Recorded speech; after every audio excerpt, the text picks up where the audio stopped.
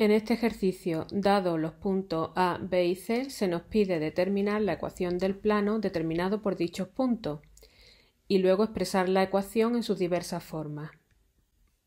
Ya habíamos comentado que para determinar la ecuación de un plano, que un plano queda determinado por un punto y dos direcciones.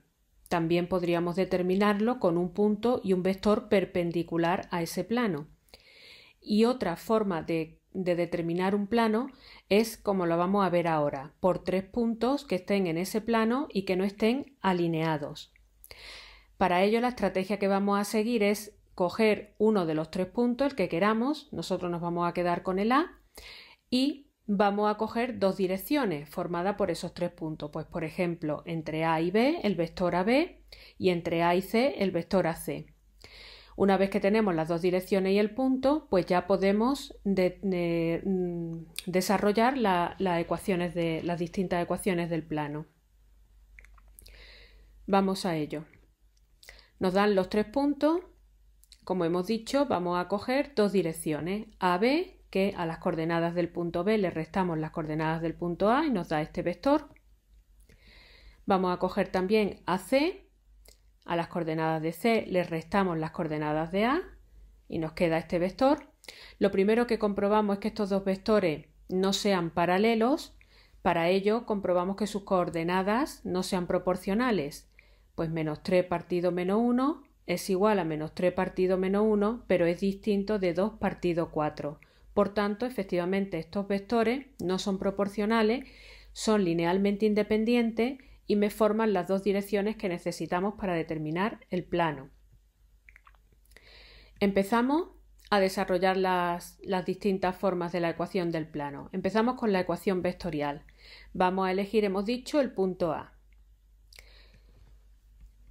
Esta ecuación se basa en un vector posición OP, donde P es cualquier punto genérico del plano y que podamos llegar a este punto de donde cualquiera que esté, y lo vamos a hacer a partir de OA más T veces una de las direcciones, por ejemplo AB, más S veces otra de las direcciones, que por ejemplo en este caso AC. Recordamos que el vector de posición OA sus componentes coinciden con las coordenadas del punto A, igual que el vector posición OP va a coincidir con las coordenadas del punto P, X y Z genérico que estamos intentando determinar.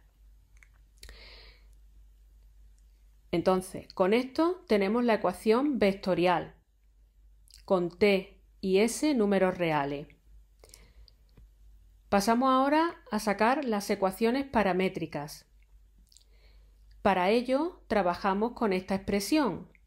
Tenemos aquí una expresión en este lado donde tendremos las coordenadas de OP, que serán X y Z, y tenemos esta serie de operaciones que es suma de vectores y multiplicación por escalares. Así que comparando las primeras con las primeras, las segundas con las segundas, las terceras con las terceras, pues quedará X igual a 2 menos T menos 3S, la segunda componente igual a 3 menos T menos 3S y Z igual a menos 1 más 4T más 2S. No hace falta, en cualquier ejercicio, no hace falta que pasemos por esta expresión. Simplemente si nos damos cuenta que la primera columna de los términos independientes coincide con las coordenadas del punto, 2, 3, menos 1, que lo que acompaña al parámetro T es una de las direcciones, por ejemplo AB, menos 1, 4, y que lo que acompaña al parámetro S es la otra dirección del plano, menos 3, 2. Con ello tenemos las ecuaciones paramétricas y T y S números reales. Si seguimos trabajando con esta expresión y pasamos esta columna a este miembro, así que será X menos 2 y menos 3 Z más 1, podremos poner la ecuación en forma de determinante, donde la primera columna de ese determinante pues sería esto que hemos dicho, pasar esta columna aquí. La siguiente columna sería el vector que acompaña al parámetro t, menos 1, menos 1, 4, este que está aquí. Y la tercera columna lo que acompaña a la s, menos 3, 2, que sería la otra dirección.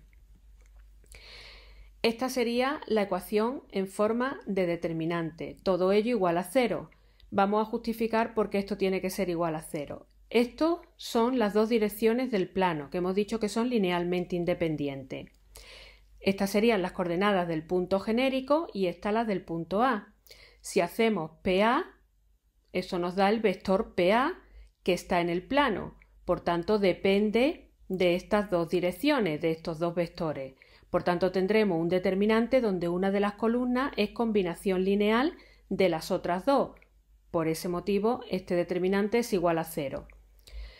Bien, pues resolviendo este determinante por la regla de Sarrus, empezaríamos por la diagonal principal, que estaría aquí, luego la diagonal, luego las paralelas a esa diagonal formando el triángulo, y este con este, y ahora menos la diagonal contraria, este que está aquí, esta paralela a la diagonal contraria formando el triángulo y esta otra formando el triángulo paralela a la diagonal contraria. Bien, pues nos quedaría esta expresión que, resolviendo los paréntesis, multiplicando y agrupando todo en su correspondiente medida, pues sería 10x menos 10y más 10 igual a 0. Esta ya sería la ecuación del plano, pero esto lo podemos simplificar porque en una ecuación, si dividimos toda la ecuación por un mismo número, en este caso por 10, nos quedaría x menos y más 1 igual a 0, que sería una ecuación equivalente a esta. Por tanto, es la ecuación general o implícita del plano.